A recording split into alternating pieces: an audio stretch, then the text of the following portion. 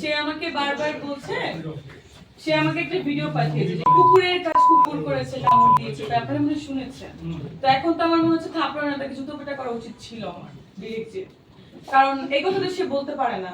আর কুকুর কিন্তু অনেক ভালো প্রাণী, আমার কুকুর আছে, রাস্তায় অনেক কিছু পালি। সে তো জীব জানোয়ার থেকে অধম, তাকে তো আসলে মানুষ বলা যায় না। তো এভাবে সে বলতে পারে না। তা আমিও বলবো যে সেও কুকুরের কাজ কুকুর করেছে, কামড় দিয়েছে পায়, তাই বলে কি মানুষ আমি আমার শোভা পাই।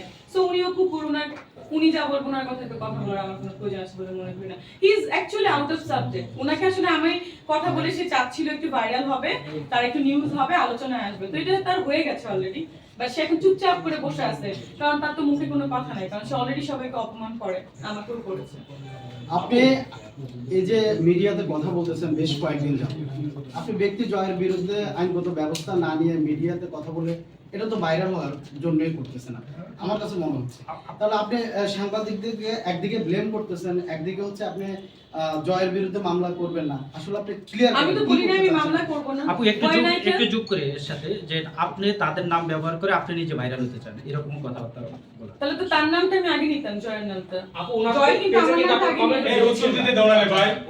জয় ভাইয়া কিন্তু আগে আমার নামটা নিয়েছে, যখন সাকিব আর আমার ইস্যুতে আসলো ফার্স্টে উনি কিন্তু কথা বলেছে, আমি কিন্তু জয়ের নাম বলি নাই। ওর নাম আসবে কেন? কথা হচ্ছে আমার আর সাকিবের ভিতরে ওয়ান টু ওয়ান কথা হচ্ছে, এখানে জয় কে থার্ড পারসন।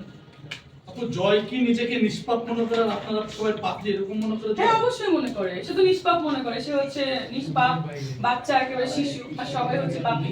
সমস্ত আর্টিস্টদের কিন্তু সে অপমান করে কথা বলে, কেন বলবো? তারপরে সবাই সে পরিমণিও তো কয়দিন আগে ইয়াস্টারডে মেবি বলে, ডে বিফোর ইয়াস্টারডে বলেছে যে সে আমার বাচ্চাকে নিয়েও কথা বলতে, কেন বলবে? ঠিক না? আপু গুঞ্জন রয়েছে যে জয় আপনার বিরুদ্ধে লিগ্যাল অ্যাকশন নেবেন, এটা একটা গুঞ্জন রয়েছে এবং গোপন তথ্যে এটা গুঞ্জন রয়েছে যে আমি নিব লিগ্যাল অ্যাকশন। ও লিগ্যাল অ্যাকশন নেয়ার কে? ও আমাকে অপমান করেছে, ও আমাকে বাজে বাজে কথা বলেছে, এটা তো আমার নেওয়া উচিত। আমি নিব কি নিব না বা নিয়েছি কিনা সেটাও তো আপনারা জানেন না, ঠিক আছে? বিষয়টা কিন্তু ওখানে সে যদি স্টপ হয়ে যায় তাহলে আমি ব্যাপারটা স্টপ করব, আর স্টপ যদি না হয় তাহলে ব্যাপারটা অনেক দূরে যাবে। কারণ সে কিন্তু এখানে দোষী, সে সবাইকে বাজে বাজে প্রশ্ন করেছে, আমাকেও করেছে। সো সে আমি নি বা সে নে, যেই নিবে ও কিন্তু ফেসে যাবে, এটা কিন্তু সত্য কথা, কারণ প্রতিটা মানুষ তারপরে কিন্তু ঠেকা আছে। আপু উনি আমেরিকায় যাওয়ার আগে যে স্ট্যাটাস দিয়েছেন সেখানে কিন্তু আপনার কমেন্ট আমি দেখেছি, আমরা দেখেছি অনেকেই বলছেন যে শাহরিয়ার নাজিম জয় এবং আপনি দুজনে মিলে এটা যৌথ প্রযোজনায় এই ঘটনাটা ঘটাচ্ছেন এবং দুজনেই ভাইরাল হওয়ার।